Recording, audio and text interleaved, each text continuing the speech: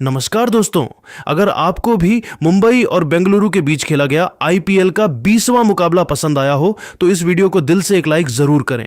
दोस्तों, आईपीएल 2026 का 20वां और अब तक का सबसे रोमांचक सांसों को रोक देने वाला महामुकाबला आज आईपीएल इतिहास की दो बड़ी टीमें मुंबई इंडियंस और रॉयल चैलेंजर्स बेंगलुरु के बीच वानखेड़े स्टेडियम मुंबई में खेला गया।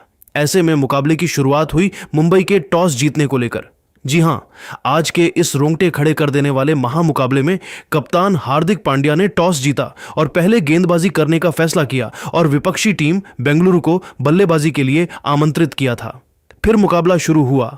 रनों की बारिश करने के इरादे से बेंगलुरु की ओर से विराट कोहली और फिलिप्स सॉल्ट ओपनिंग बल्लेबाजी करने के लिए मैदान में उतरे। दोस्तों, इन दोनों ही बल्लेबाजों के कंधों पर इस महामुकाबले में अपनी टीम को एक विस्फोटक ओपनिंग शुरुआत दिलाने की बड़ी जिम्मेदारी थी।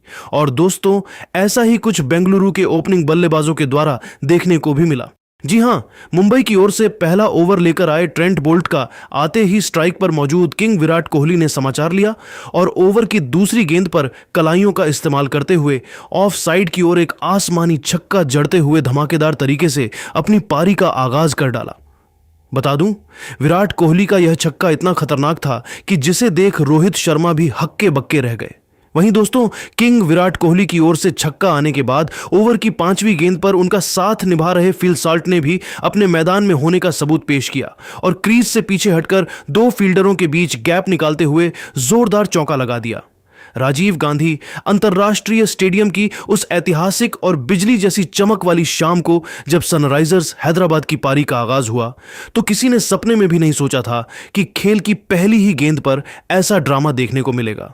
राजस्थान रॉयल्स के कप्तान रियान पराग ने टॉस जीतकर पहले गेंदबाजी का साहसिक फैसला किया और गेंद दुनिया के सबसे घातक तेज गेंदबाजों में शुमार जोफ्रा आर्चर के हाथों में थमाई।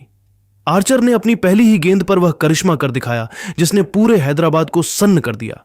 उन्होंने एक सटीक और तेज गेंद डाली जिस पर अभिषेक शर्मा ने बड़ा शॉट खेलने की कोशिश की, लेकिन गेंद बल्ले का ऊपरी किनारा लेकर हवा में तैरने लगी और रवि बिश्नोई ने कोई गलती न करते हुए एक शानदार कैच लपका। अभिषेक बिना खाता खोले पवेलियन लौट गए और हैदराबाद की शुरुआत किसी डरावने सपने जैसी रही। लेकिन इस शुरुआती झटके के बाद मैदान पर कदम रखा कप्तान ईशान किशन ने और उनके साथ मौजूद थे कंगारू बल्लेबाज ट्रेविस हेड। ईशान किशन आज एक बिल्कुल अलग और विनाशकारी अवतार में नजर आ रहे थे। उन्होंने आते ही यह साफ कर दिया कि वे रक्षात्मक क्रिकेट खेलने के मूड में बिल्कुल नहीं हैं। ईशान ने जोफ्रा आर्चर की गति और नांद्रे बर्गर की स्विंग को बड़ी ही बेरहमी से आड़े हाथों लिया और मैदान के हर कोने में बाउंड्री की बौछार कर दी। हालांकि दूसरे छोर पर ट्रेविस हेड संघर्ष करते दिखे और 18 रन के निजी स्कोर पर रियान पराग की फिरकी का शिकार बनकर पवेलियन लौट गए। लेकिन हेड के जाने के बाद भी ईशान किशन के बल्ले से आग उगलना बंद नहीं हुआ। राजीव गांधी अंतर्राष्ट्रीय स्टेडियम में मौजूद हर एक दर्शक आज इतिहास बनते देख रहा था जब सनराइजर्स हैदराबाद के कप्तान ईशान किशन ने अपनी जादुई और विध्वंसक बल्लेबाजी का वो प्रदर्शन किया जिसने राजस्थान रॉयल्स के विश्व स्तरीय गेंदबाजी आक्रमण को पूरी तरह पस्त कर दिया। ईशान ने अपनी पारी की शुरुआत से ही इरादे साफ कर दिए थे और मात्र 25 गेंदों के भीतर अपना तूफानी अर्धशतक पूरा कर लिया। उनकी बल्लेबाजी में वो बेखौफ अंदाज नजर आ रहा था जिसने राजस्थान के मुख्य गेंदबाजों के पसीने छुड़ा दिए थे। ईशान किशन आज अपने आईपीएल करियर की सबसे बेहतरीन और यादगार पारियों में से एक खेल रहे थे। उन्होंने मैदान के हर कोने में रनों की बारिश करते हुए मात्र 44 गेंदों में 91 रनों की एक ऐसी गगनचुंबी पारी खेली जिसमें 8 शानदार चौके और 6 गगनभेदी छक्के शामिल थे। उनकी इस पारी ने हैदराबाद को एक ऐसे प्लेटफॉर्म पर पहुंचा दिया था जहां से एक विशाल स्कोर निश्चित लग रहा था। जैसे जैसे ईशान अपने शतक की ओर बढ़ रहे थे, पूरा स्टेडियम अपनी सीटों से खड़ा हो गया था और हर एक गेंद पर उनके नाम की गूंज सुनाई दे रही थी। दर्शकों के साथ साथ डगआउट में बैठी काव्या मारन भी उनके ऐतिहासिक शतक का बेसब्री से इंतजार कर रही थीं। लेकिन खेल की नियति को शायद आज कुछ और ही मंजूर था। जब ईशान अपने शतक से मात्र 9 रन दूर थे, तब अनुभव और चतुराई के धनी संदीप शर्मा ने अपनी प्रसिद्ध back of the hand slower गेंद का जाल बुना। ईशान उस धीमी गति को भांपने में एक पल की चूक कर गए और गेंद को हवा में ऊंचा मार बैठे।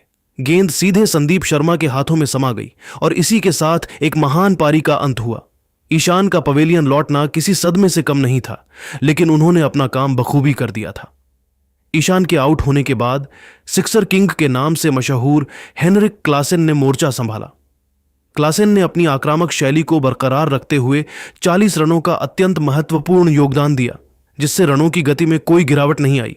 हालांकि जब क्लासेन और बीच के कुछ विकेट गिरे तो एक समय ऐसा लगने लगा था कि शायद हैदराबाद की टीम 200 के जादुई आंकड़े तक नहीं पहुंच पाएगी।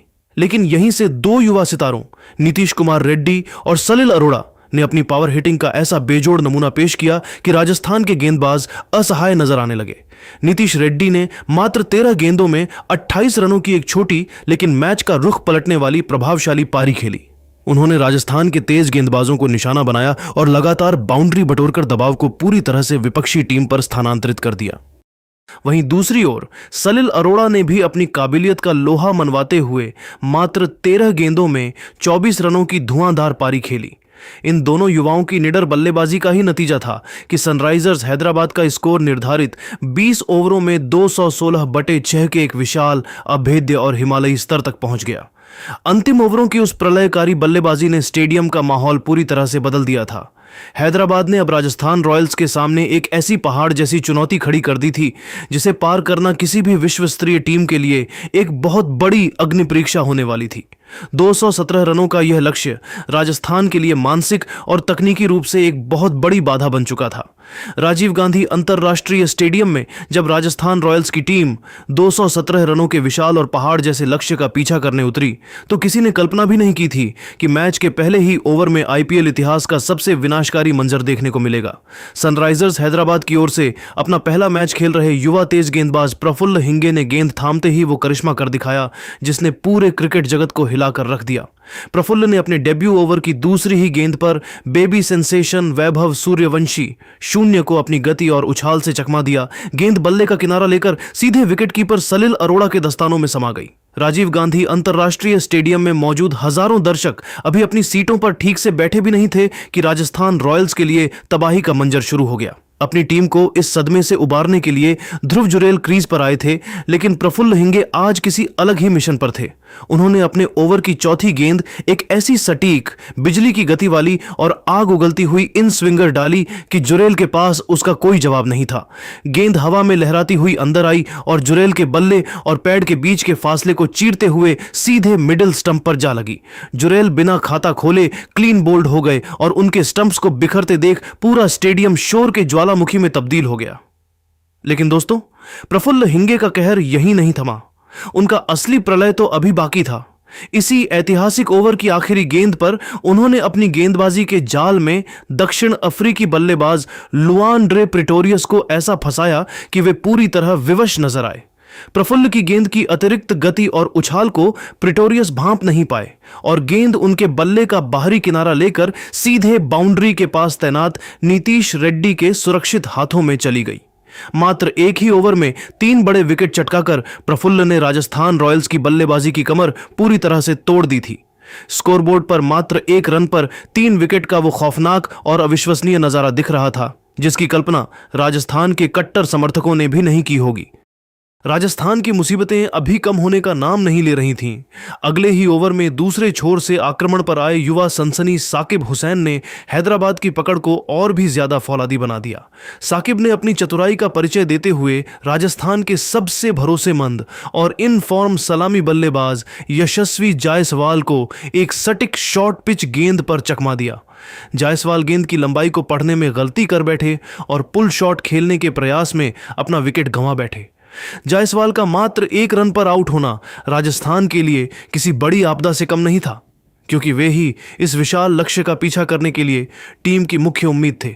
इसके तुरंत बाद कप्तान ईशान किशन ने एक बार फिर प्रफुल्ल हिंगे को गेंद थमाई और उन्होंने अपने दूसरे ओवर में भी अपनी जादुई गेंदबाजी का जादू जारी रखा।